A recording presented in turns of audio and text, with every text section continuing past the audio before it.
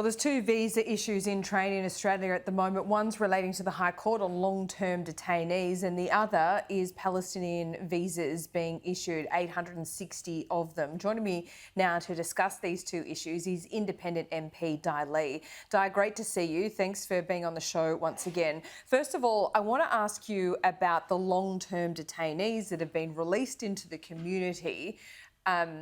With ankle bracelets and curfews and the like. As I understand it, there are at least 3 people living in your electorate. What do you know of these Yes. circumstances? Yes. Thanks, Laura. Good morning, everybody.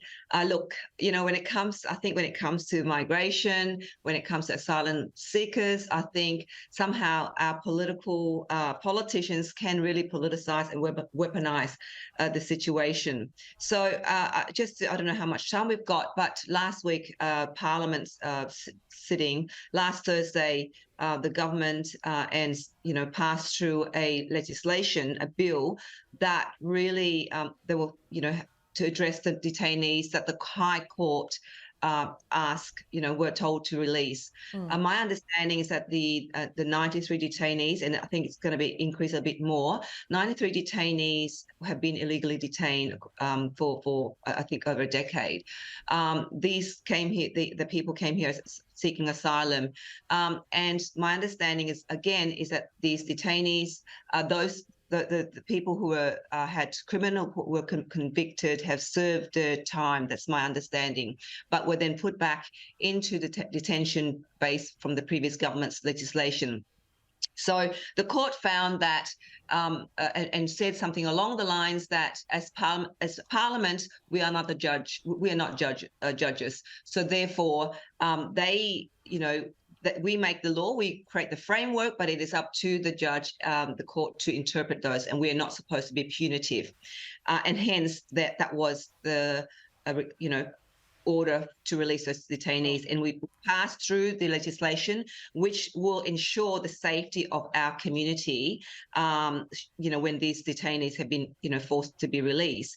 And as you mentioned, the part of the legislation required for these detainees to be reporting daily, to be wearing ankle bracelet, to be monitored. It is an Australian Border Force and an AFP working with local, with state and territories government to ensure the monitoring and the safety of our community. The 3 of these detainees who've served their time are living with their families in my community. My understanding from the court document presented, there are 40 detainees who are living in New South Wales, or who are released in New South Wales. The other are in Victoria. The majority of them are released in Victoria and New South Wales and other parts of the country. And a large proportion of them are from Afghanistan. Obviously, as we know, the Afghanistan war, and a lot of them are from Afghanistan. So for me, I think as a member of Fowler, one of the most multicultural electorates in the country, I have many people who arrived here as asylum seekers and refugees. And I feel very passionate about this, in that I believe I will stand up for the safety of my community. And no matter criminals who have served their time, who have been released in our community, whether they're asylum seekers or just a normal criminal, we don't know.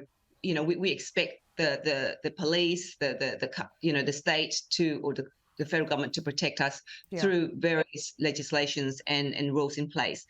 Do you have concerns around how these people are being monitored? Is it too stringent? Is it not stringent enough? I think the question should be, when a criminal has done their time, when they get released, how do we in Australia treat them?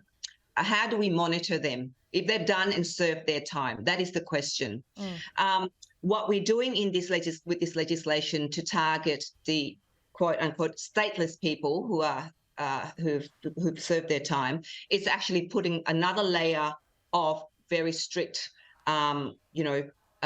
requirements, such as wearing the ankle monitoring, as well as if they breach their curfew, they've got a curfew, they have to do daily reporting, and if they breach any of that, there'll be jail, mandatory jail for Yeah. 12 months. So I did vote for that legislation, but those restrictive and really punitive requirements were, put in as a result of, obviously the Labor Party and the Liberal Party negotiating that. As a crossbench, both obviously the safety of my community, voted So do for you that. regret voting for it, or are you saying you've got reservations? What is it? Look, I think the High Court made a decision order for the release of the detainees, and the government had to do something about it, and the bill was passed, rushed through. My understanding from the conversation with the ministers involved is that we will have an opportunity to revise all of this early next year once the court comes back with a decision, because they still haven't come back with why they did what they did. So we're still waiting for that. Right. Okay. Yeah. So you'll have the opportunity to perhaps revisit this when the reasonings are published by the High Court, and you will take that opportunity to relook at it then. Di, we are running out a bit of time. I wanted to ask you about the Palestinian visas for Palestinians trapped in Gaza that have been issued by the federal government. Do you have any concerns, comments on that? Should it be more? Look, I have not, that's what I've heard, but like for me, I'd like to stick to facts and numbers. Obviously we have seen the carnage over there in the Middle East, and there's been so many lives lost.